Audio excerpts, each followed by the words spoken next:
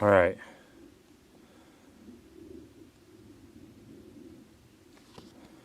All right, it's top of the morning to you. Welcome back. Another episode of Truth at Dawn.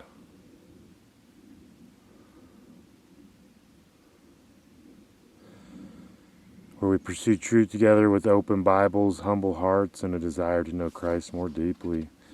Today, we're asking another one of those big theological questions. What is sin? Why do we need Jesus? So before we can understand the beauty of salvation, we first have to understand what we're being saved from. And so the story doesn't begin at the cross. It begins in the garden. In Genesis 1:27 tells us, so God created man in his own image. In the image of God created he him, male and female created he them. Adam.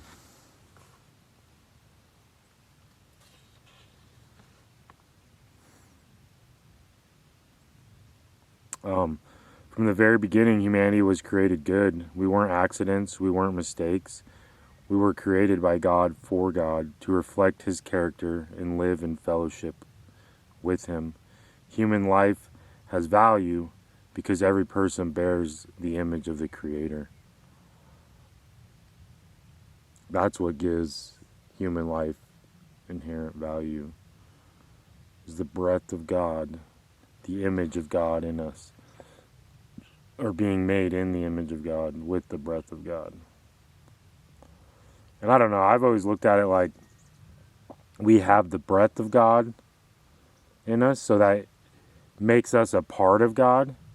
Now, people like to conflate that and be like, yeah, we're all gods, but that's not what I'm saying. I'm saying God is God, but we have a part of God in us. And another analogy, and again, analogies always fall short because you can't contain infinity in a finite mind. God is amazing. You can't pour the Pacific Ocean into a 16-ounce bottle. But I call it my puzzle analogy. And it's like we're all little pieces of the puzzle, and God is the full picture, right? And so that we have a piece of God in us, but that does not make us gods. So, and yeah, it's, again, it falls short in many ways. It breaks apart, but it does display one small aspect of the infinite character of God. And we can't put God in a box, as always.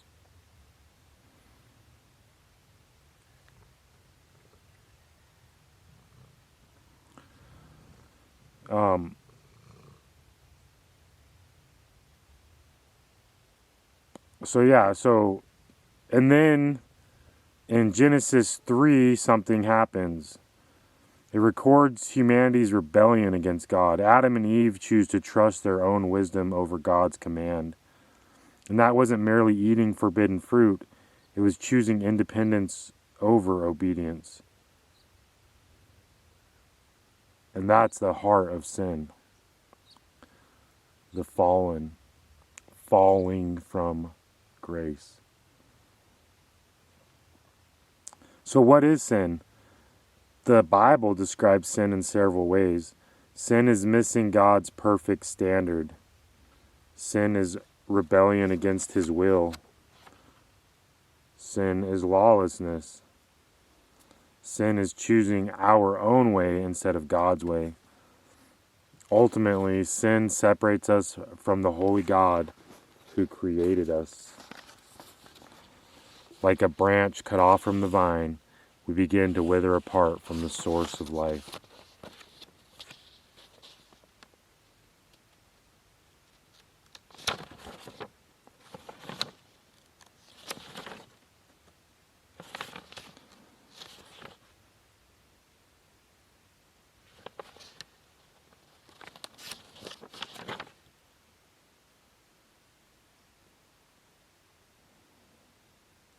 And in Greek,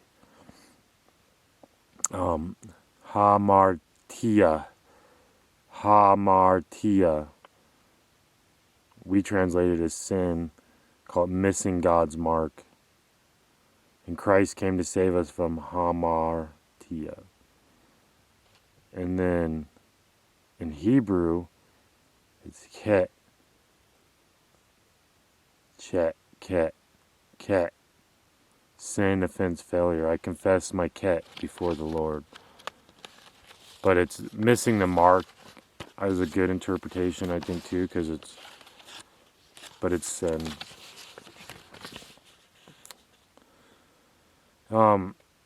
So it's like a branch cut off from the vine. We begin to wither apart from the source of life.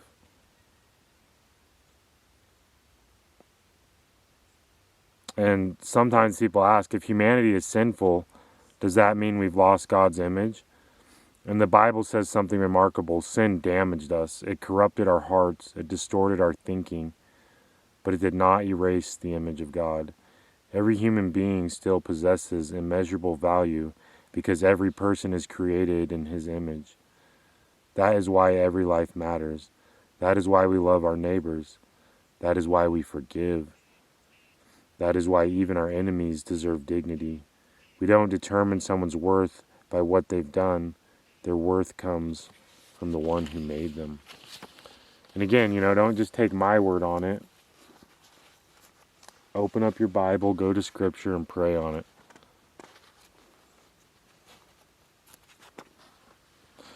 Romans 3:23 tells us, "For all have sinned and come short of the glory of God." And notice what Paul says, not all, he says all, not some, not the obviously broken, not the people in prison, not only addicts, not only religious hypocrites. Every one of us has fallen short. When I look honestly at my own life, I can't point fingers at anyone else. I need God's grace just as much as everyone else. And I know that I need it more than most people probably. And the fact is that it doesn't matter. And that's why we're saved by faith alone and not our actions. Because everyone falls short. If you look at a woman lustfully in your mind, you have sinned. If you have hate towards your brother, you have sinned. And those are a little more even extreme examples, right? And the reason why is because it's kind of like why you can't see God's face. It's in a way that's a reflection of we can't really understand God, so we can't see His face, right? But then it's also because we're so unrighteous, we can't be in the presence of God because we're dirty rags, right? And again, that's not the best analogy. I mean, it's just, and that one's from the Bible, because we can wash dirty rags, right? And we can be around dirty rags. Not that we want to. They smell bad and they stink everything up and they are messy, Something I don't even want to touch them sometimes, But getting off topic here. But yeah, being in front of a perfect, righteous, holy, just God, there's no room for sin. And God is perfect. So that's why we really need Jesus. Lost without Him. Romans 6:23 tells us, "For the wage of sin is death, but the gift of God is eternal life through Jesus Christ our Lord." Sin always carries consequences. It separates us spiritually. It corrupts us morally. It eventually leads to death. No amount of good works can erase that debt. If justice alone had the final word, none of us would have hope. Because if justice was served, none of us would deserve to stand before a perfect, righteous God.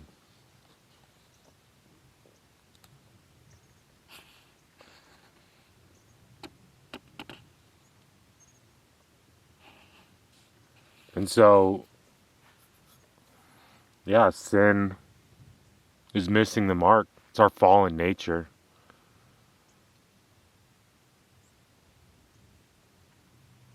It's I think in a way it's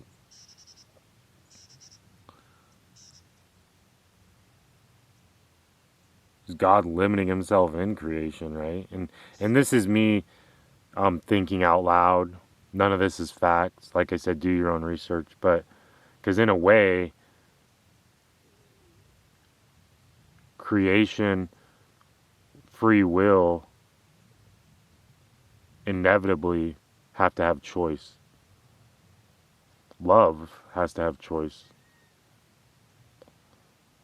And God limiting himself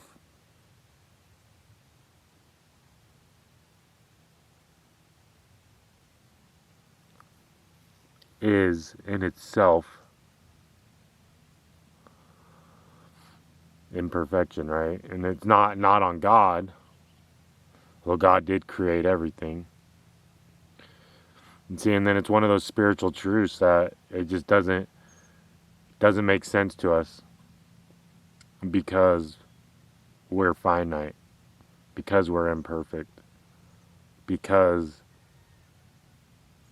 we can't fit the Pacific Ocean in a 16-ounce bottle.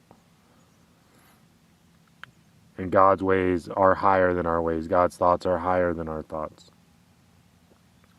But at the end of the day, we're all sinners. We need Jesus. And that's kind of my point, right? Because we're imperfect, fallen beings. We're not righteous. We're selfish. My way, instead of Yahweh, but we need Yahweh, not my way. We need Jesus. Interesting. So that's fun to reflect on. There's a lot there. I probably didn't do it justice this morning. This one's something we're probably going to have to revisit in the future because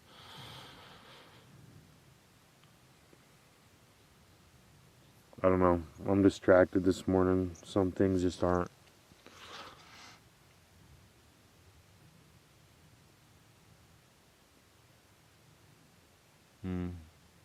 Misty morning.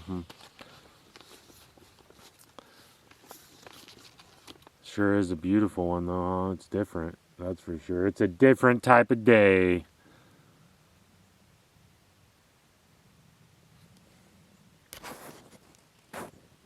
But, all right. Our warrior wisdom. A broken mirror still reflects light. It doesn't reflect it perfectly. Some pieces are cracked. Some are distorted. Some hardly reflect at all. But the image hasn't disappeared. And humanity is much the same. Sin shattered what God originally intended, yet every person still bears his image and still has immeasurable worth in that image of God. And that's why Christians stand for both truth and love. We speak honestly about sin because it's real, but we speak lovingly about people because they're made in God's image. And we follow Jesus, right? We deny ourselves, pick up that cross, and follow Jesus. And Jesus gave grace. God gave grace freely. And so I feel like we're called to do the same. Fallen, broken, but not discarded. All right, and then my sobriety warriors, one day at a time, just for today. Today, I will remember that every person I meet, including myself, is an image bearer who needs God's grace.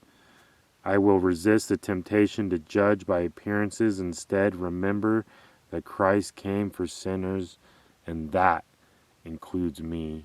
Definitely includes me. All right, so from our daily reflection book, July 21st, A Priceless Gift, By this time, in all probability, we have gained some measure of release from our more devastating handicaps. We enjoy moments in which there is something like real peace of mind. To those of us who have hitherto known only excitement, depression, or anxiety, in other words, to all of us, this newfound peace is a priceless gift, and that's from 12 Steps and 12 Traditions, page 74. And my peace is a gift, priceless indeed. My peace I find in God. All right, let's look at the reflection here. I am learning to let go and let God, to have a mind that is open and a heart that is willing to receive God's grace in all my affairs.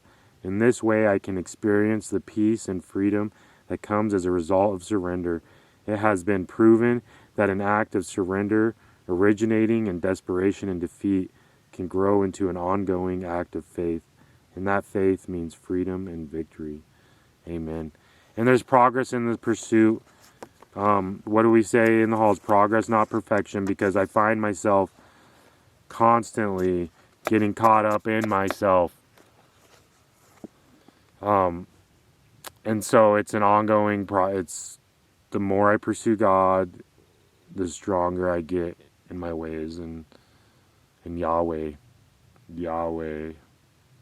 because I'm always trying to take back the steering wheel. It's just our nature. We're fallen, and I'm not going to do it perfectly, but I'm not going to use that as an excuse to become complacent and not try my best.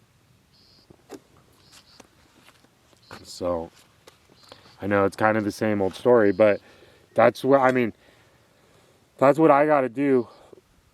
Daily reminder, sometimes hourly, minute, hour, every couple hours, every day, whatever it takes, every breath. That's what I got to do. And God knows my heart. All right, and then we got an inspirational quote for the day. Grace is not opposed to effort, it is opposed to earning. And that's from Dallas Willard.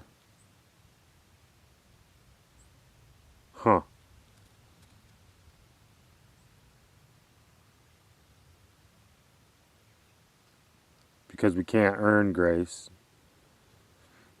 It's a gift. I like that one, Dallas. So grace is not opposed to effort, it is opposed to earning. Because it is a gift. And so we should, and the Spirit in us is going to make the work, our faith from grace will lead us to works, but we can't earn it. I like that. That's a good quote, I think. All right, our reflection question for the day.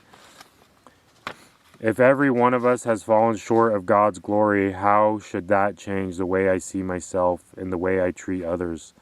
Shift ? All right, and then our daily challenge. Today, ask God to reveal one area of your life where you've been choosing your own way instead of His. Don't hide it. Bring it to Him honestly in prayer. We can't really hide anything from God, right? We can lie to ourselves. We cannot lie to God, God knows. But God wants us to willingly bring it to Him. All right, our knowledge nugget for the day. The more you know. The English word sin translates several biblical words. One of the primary Greek words is hamartia, which literally means to miss the mark, like an archer whose arrow falls short of the target.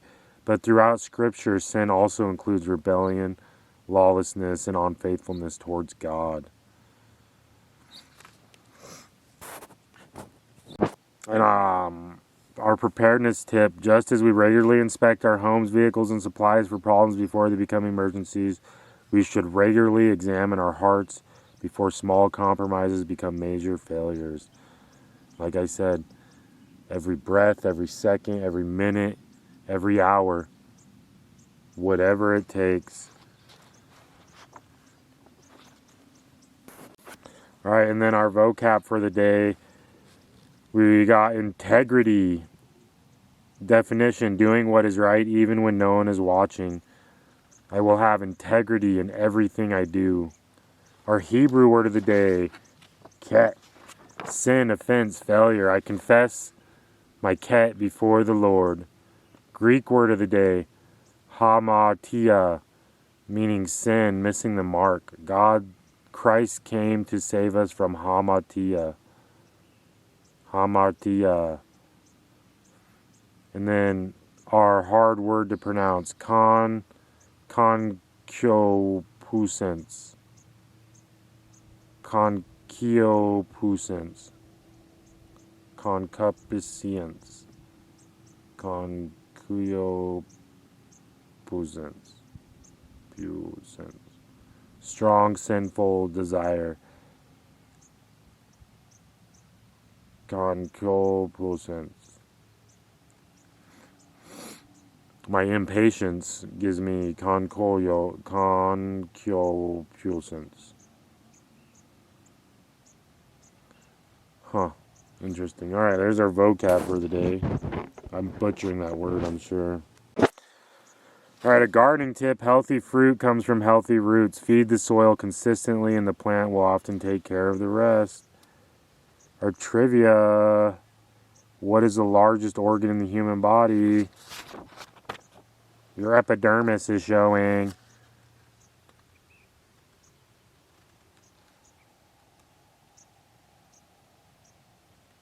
Oh. Had some cool stuff in history happen around this day.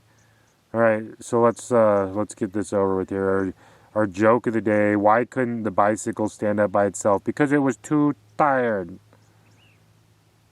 Right? One of my favorites. What do you call cheese that isn't yours? Nacho cheese. Why don't eggs tell jokes? They'd crack each other up.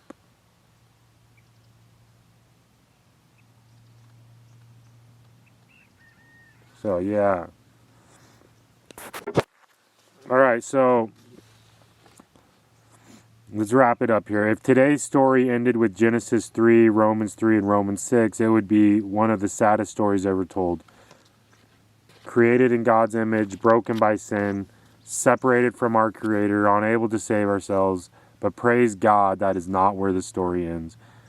Tomorrow, we'll begin looking at the one who stepped into history to do what we could never do for ourselves. We'll begin asking the next question: who is Jesus Christ? Because once we understand the depth of our need, we can finally begin to understand the greatness of our Savior. Alright, and then our closing prayer. Heavenly Father, thank you for showing us the truth about ourselves, not to leave us in despair, but to prepare our hearts for the hope found in Christ. Help us never minimize sin, but also never forget your mercy. Thank you that every person still bears your image and is worthy of love, compassion, and dignity. Prepare our hearts as we continue this journey and begin learning about Jesus Christ, our Redeemer. And may we walk in humility, truth, and love until the day we see you face to face. In Jesus' name, amen. All right. All right. All glory belongs to God. Sole Deo Gloria. Who is, who was, and who is to come, the Alpha, the Omega, the Almighty, the I Am, the One, the Only, the Infinite God. Shalom. Let your light shine. Be the change you want to see. Much love. God bless. Peace out.